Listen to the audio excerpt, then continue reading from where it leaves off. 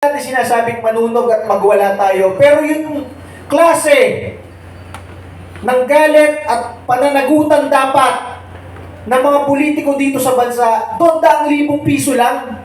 Dito hindi nga 100 milyon bilyon-bilyon. Pag pinagsama mo, trilyon na kada taon ang nawawala. Sa ibang bansa, pag pumunta ka, kunyari South Korea, 24 ang MRT system. Hindi mo kailangan pumila ng matagal, hindi mo kailangan maghihirap sa karsada. Dito tatatlo, may baha pa, yung pila na napakahaba, flooded pa pag umulan. Bakit natin pinagtsatsagaan yon? Bakit hindi natin pinapanagot ang mga nakaupong leader? Tsaka magtataka kayo, bakit ngayon lang nalalaman yan? Ang Office of the President, 4 billion a year. Ang confidential funds, intelligence funds. So naka 12 billion na siya. Hindi pa rin niya masabi kung sino yung mga kasamahan niyang politiko na talagang kasali doon. Saan ginagamit yung confidential funds na yun ng Pangulo? Dapat alam na niya yun. Tayo nga alam natin na kurakot yung DPWH eh. Tayo nga alam natin na kurakot yung iba yung congressman at gobernador at mayor eh. Bakit yung mismong may pondo para malaman yun, hindi alam. Yun lang po ang ating masabi ngayong araw na ito. Thank you very much. Now, I will now ask anybody in the panel. Question first. Ano nakikita yung scenario by end of November? Ano magiging scenario sa Congress, sa Senate, sa Malacanang, at sa bayan? Brad, hindi naman tayo Diyos eh. Sometimes we thought we make things happen. But hindi man natutulog ang Diyos. Hindi natutulog ang Diyos. Ito nga, did we imagine we will have this convergence? Itong mga pagsasalita nila iba-iba, it's a convergence. There is anger, there is elucidation. Kung na nga, salita pa. Ayaw ko na kasi ako mismo, tagal-tagal ko na nagiging victim. Pinaka-importante yung sinabi mo sa una kanina. Ano bang solusyon? Sabi naman ni Eric, bakit dito tayo gitna? Saan ba nag-umpisa ito lahat? Bakit yung unity nagiging isa-isa na lang? Doon tayo sa taas. Nakuha ninyo? Dada tayo about House of Representatives, dada tayo about the Senate. We must pray hard that the Supreme Court will really be supreme in making a very clear stand on legal matters that is now being lodged in their house. So I wish this not be too much of being a prophet. The only thing I can say, whatever is the people will stand for, and if they stand for good governance, hindi na aabot pa. I will repeat, if they really stand for good governance, di tayo mag-aabot pa ng my God. We cannot allow that we will be a part of the Zarzuela. Not a smoke screen. Come on. We must make our move. Kasi baka sinabi yung isa doon, ito lahat. The next day, kakalimutan na ang lahat. Maraming sinasabi ko dito eh. Follicle test, tagtoko, yung sinasabing, marami. Ayaw ko nang dagdagan pa. Kasi ang dami. In short, Mr. Rama, you're saying that the solution lies with God. Not only God, because Okay. remember, Ron, we all are created by God. Amen.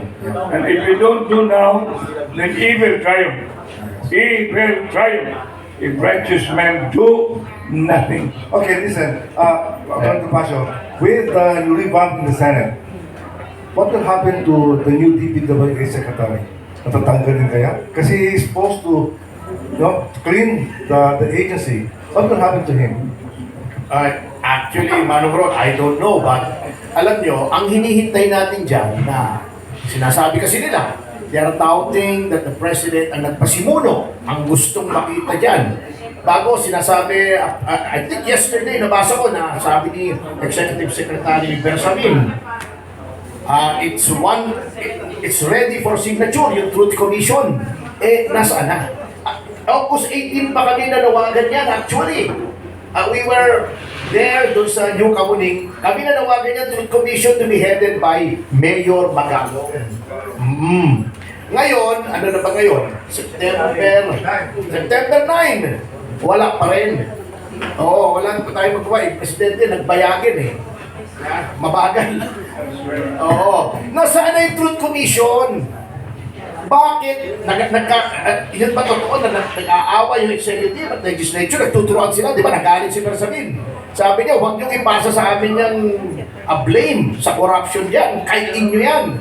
O, ba't ayaw pang ilabas yung Truth Commission para magkaalaman na?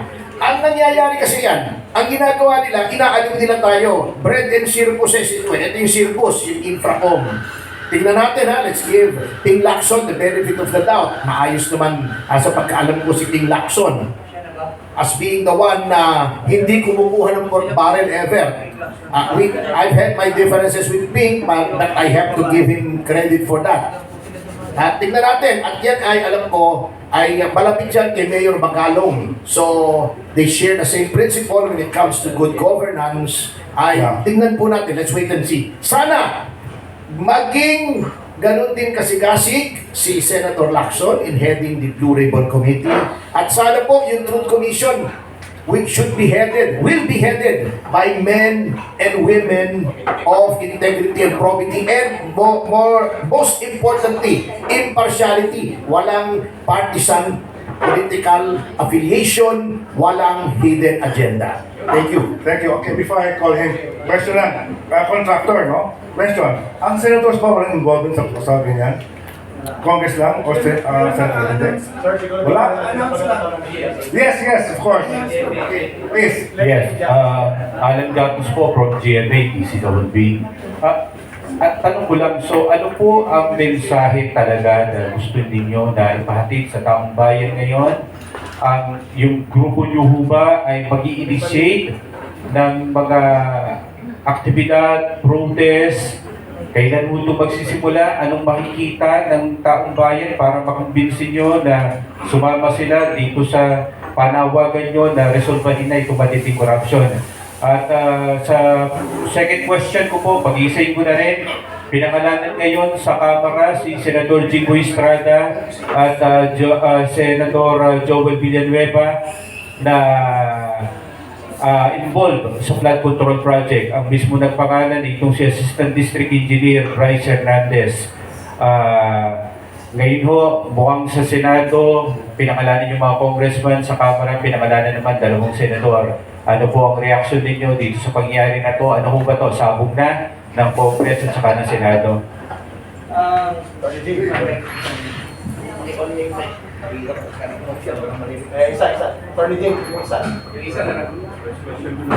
Unang-una, ang tanong what is our step? Why are we here? Alam mo, sa totoo lang po, ay hindi po united. Maraming ang puso nila at diwa ay lalabanan yung corruption, lalabanan yung pang-aapi sa mga Duterte. Pero kung sa ano pa yan, isang konsyerto, mukhang walang conductor. Ang daming vloggers, iba-iba ang sinasabi, pero isa lang yung direksyon against the government. Ang daming mga taong bayan, isa lang yung direksyon sa puso nila, pero hindi nagkakaisa. So, I call upon each and everyone na let us try to avoid conflicts and be as one. And we will have one direction.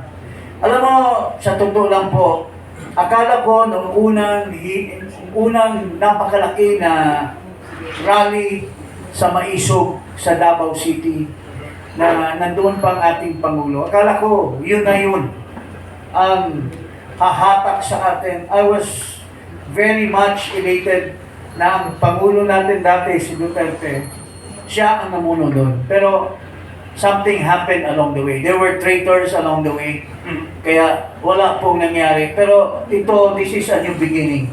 How do we call this now?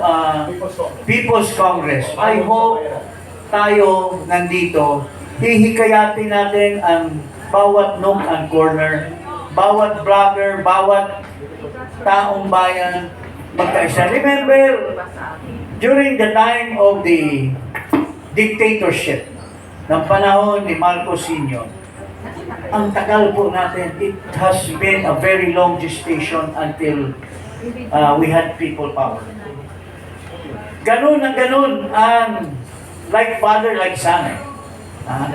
We are now in the same, except that there is no declaration of martial law. Pero there is silent martial law that's going on. Nung rally lang natin yung Maisog, hindi tayo pinaparally. Oh.